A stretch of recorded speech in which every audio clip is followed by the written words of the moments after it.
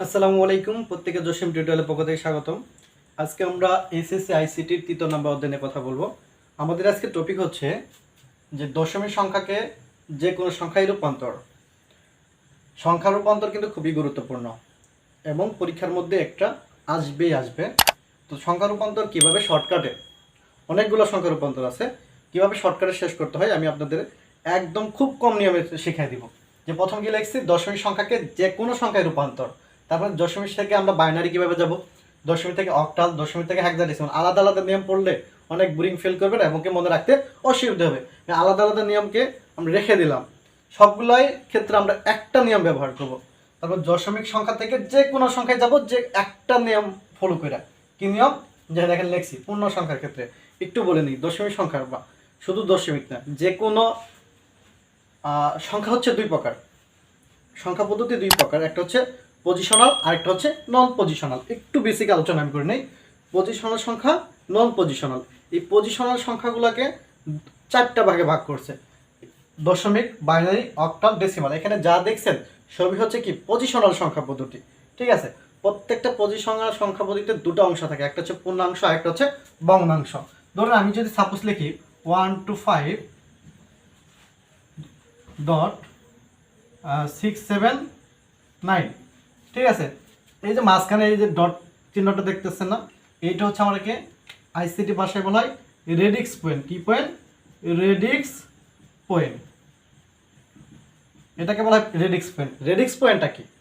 Radix point হচ্ছে positional সংখ্যা পদ্ধতিতে পূর্ণাংশ এবং ভগ্নাংশকে দুটি ভাগে ভাগ করে, পূর্ণাংশ এবং ভগ্নাংশ এই দুটো ভাগে ভাগ করে যে পয়েন্ট, সেটি হচ্ছে আমার রেডিক্স পয়েন্ট। এই রেডিক্স পয়েন্টের বামে অংশটা হচ্ছে পূর্ণাংশ বলা হয় এবং রেডিক্স পয়েন্টের ডানের অংশটাকে বলা হয় ভগ্নাংশ।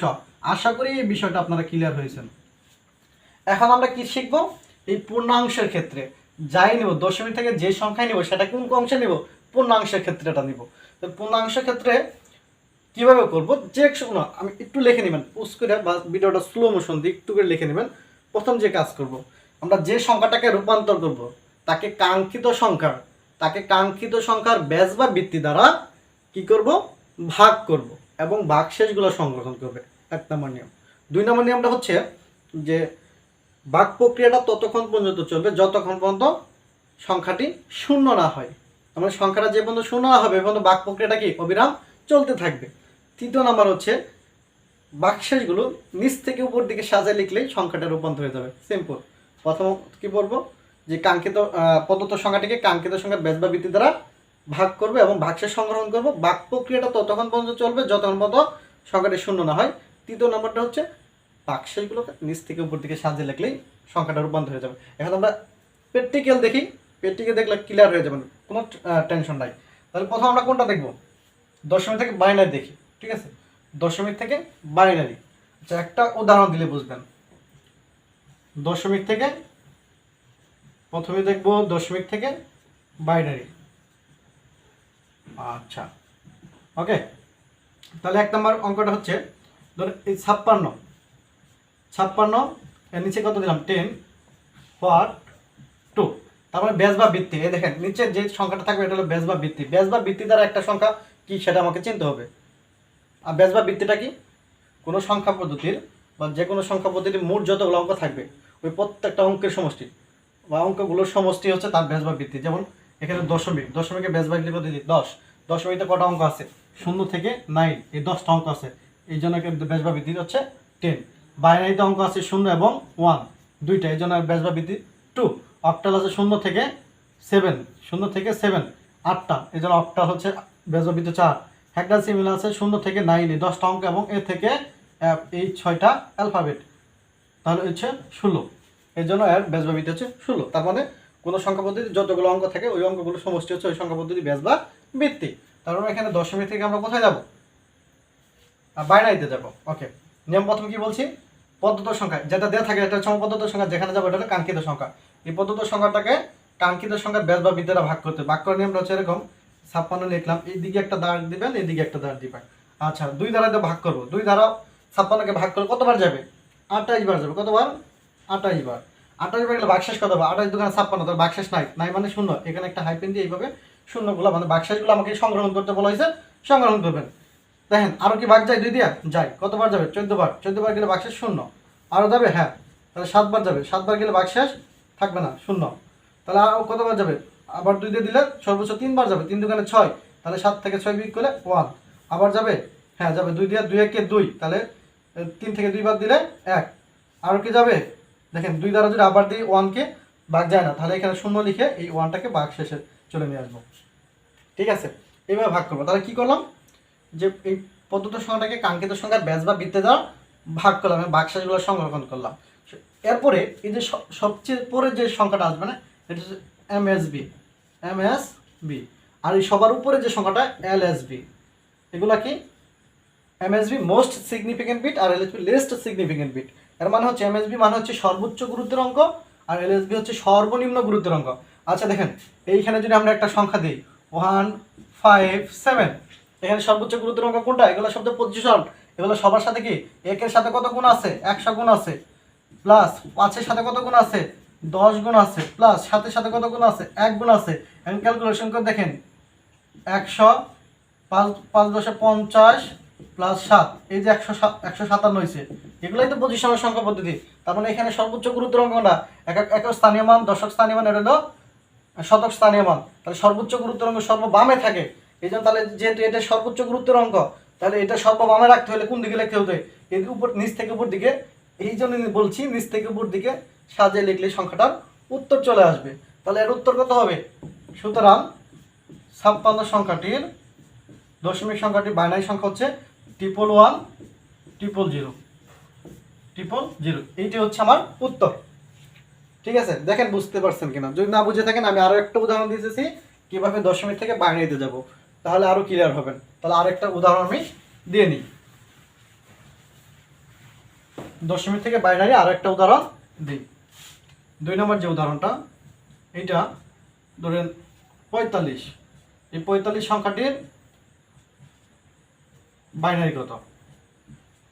তাহলে কি করবো? 45 সংখ্যাটাকে কাঙ্ক্ষিত সংখ্যার ব্যাস বা বৃত্ত দ্বারা ভাগ করব। 45কে যদি 2 দ্বারা ভাগ করি কতবার যাবে? 22 বার। সর্বোচ্চ 22 বার যেতেছে। 22 দোকানে 45, সাধারণত বলতে হবে 22.5 বার যাবে। ওই ভাঙা সংখ্যা নেওয়া যাবে না, পূর্ণাংশ নিতে হবে। তাহলে 22 বার যদি নেই, বাক্সেস থাকবে 1। এই 22-এর মধ্যে আবার 2 দিয়ে ভাগ করলে কত যাবে? 11 দোকানে 22, তাহলে বাক্সেস নাই, 0। আবার যদি 11-এর মধ্যে 2 দেই, 5 দোকানে 10, তাহলে বাক্সেস থাকে 1। আবার 2 দেবে, 2 দোকানে 4, বাক্সেস 1। এই 2-এর মধ্যে 2 কতবার যাবে? 2 একে 2, বাক্সেস আছে? নাই। তারপর দেখেন আবার 2 দ্বারা ভাগ করবে। এখানে যেহেতু 0 আসে নাই, তাহলে 1-এর মধ্যে 2 যায় না, তাহলে এখানে 0 চলে আসবে, আর এখানে 1। তারপরে কি নিচ থেকে উপর দিকে সাজাই লিখবো। সুতরাং 45 এই দশমিক সংখ্যাটির বাইরে হচ্ছে 101101। এটা হচ্ছে উত্তর। আশা করি বুঝতে পারছেন। তারপরেও যদি কোনো সমস্যা থাকে তাহলে অবশ্যই জানাবেন, আমরা তার সঠিক উত্তর দেওয়ার চেষ্টা করব। যে কোনো সমস্যা আপনাদের আমাদের কমেন্ট বক্সে তুলে দেবেন। তাহলে এই গেল দশমিক থেকে বাইনারি। ঠিক আছে, আমরা এই একই নিয়ম ফলো করে দশমিক থেকে যে বাইনারি যেতে পারবো, দশমিক থেকে অক্টালে যেতে পারবো, দশমিক থেকে হেক্সাডেসিমালে যেতে পারবো। তাহলে দশমিক থেকে অক্টালে কীভাবে যাব? একটা নিয়ম দেখি, একটা অঙ্ক করি। দশমিক থেকে কোথায় যাবো এবার? এবার যাব আমরা অক্টালে। দশমিক থেকে অক্টাল। আচ্ছা, উদাহরণ দিই, দেখি 469 এই দশমিক সংখ্যাটাকে কিভাবে আমরা অক্টাল সংখ্যায় রূপান্তর করব। তাহলে আমরা এটা হচ্ছে প্রদত্ত সংখ্যা, এটা হচ্ছে কাঙ্ক্ষিত সংখ্যা। তাহলে প্রদত্ত সংখ্যাটাকে কাঙ্ক্ষিত সংখ্যা ব্যাস বা বৃত্ত। এবার ব্যাস বা বৃত্ত কত? 8, তাহলে ভাগ করতে হবে একই নিয়ম আগের মতো। তাহলে 469 এটাকে কীভাবে করে ভাগ করবো? এইভাবে দেখেন, 469-এর মধ্যে 8 বার যদি ভাগ দেই, তাহলে সর্বোচ্চ কতবার যাবে? পূর্ণাংশ সর্বোচ্চ যাবে 58 বার। কতবার? 58 বার। 58 বার যদি, অর্থাৎ 58 বার মানে 58 যদি 8 দিয়ে গুণ করি হবে 464। কত? 464। আরেকবার কি যা? আরেকবার কিন্তু যায় না, 8 বার। তাহলে হয়ে যাবে কি 72 হয়ে যাবে। তাহলে এই সংখ্যাটা হচ্ছে বেশি হয়ে যাবে, এই সংখ্যাটা হচ্ছে বেশি নিলাম। এর চেয়ে সর্বনিম্ন কম কাছাকাছি সর্বোচ্চ কতবার যাবে? 58 বার যা। তাহলে বাক্সেস এখানে কত থাকবে? তাহলে 464 যদি 469 থেকে বিয়োগ করি, তাহলে 5 বার। তাহলে আবার ভাগ যায় না 8 দিয়ে, আবার কত যাবে? 8 বার কত যাবে? দেখেন 8 বার কত যাবে? 8 8 64, তাহলে 7 8 56, 7 8 56। সর্বোচ্চ কতবার যেতে হয়? 7 বার যেতে হয়। তাহলে 56 হইলে তা 8 থেকে 56 ভাগ করলে কত? 2। আর কি ভাগ যা দেখেন 8 দিয়ে যদি আবার 7-এর ভাগ যা যায় না, তাহলে এখানে 0 নিয়ে এসে এই 7 হবে ভাগ শেষ। এবার কি উপর থেকে নিচ দিকে সাজাই লিখব। সুতরাং যে 4, 6, 9 এই দশমিক সংখ্যার বাইনারি মান হচ্ছে, সরি অক্টাল মান হচ্ছে 7 2 5, 7 2 5। এটা হচ্ছে আমার উত্তর। আশা করি বুঝতে পারছেন। একইভাবে দশমিক থেকে হেক্সাডেসিমেলেও একই, শুধু সেইখানে কত দ্বারা গুণ করব, হেক্সাডেসিমেলে বেস বা ভিত্তি হচ্ছে 16 দ্বারাই আমরা গুণ করব।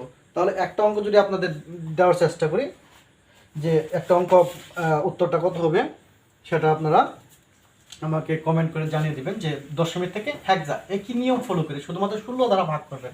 ঠিক আছে, দশমিক থেকে হেক্সা এটা আপনাদের জন্য বাড়ি কাজ। হেক্সাডেসিমেল উদাহরণটা হচ্ছে 850। এই দশমিক সংখ্যাটাকে কত ভাগ করব, কত নিয়ে ট্রান্সফার করবো হেক্সাডেসিমেল। এইটার উত্তর কত জটপট কমেন্ট করে আমাদের জানিয়ে দিন, এবং যদি সমস্যা হয় তাহলে অবশ্যই করাই দিব, কোনো সমস্যা নাই। তো আশা করি আজকের ক্লাসটি ভালো লেগেছে। যদি ক্লাসটি ভালো লেগে থাকে অবশ্যই আমাদের চ্যানেলটিকে সাবস্ক্রাইব করবেন এবং লাইক কমেন্ট শেয়ার দিবেন। আর এরপরে কোন টপিকে ভিডিও চান আর এই ধরনের ইন্টারেস্টিং ভিডিও যদি আরও পেতে চান তাহলে অবশ্যই আমাদের সাথে থাকবেন। তো ভালো থাকবেন, সুস্থ থাকবেন, দেখা হবে অন্য কোনো ভিডিওতে। আল্লাহ হাফেজ।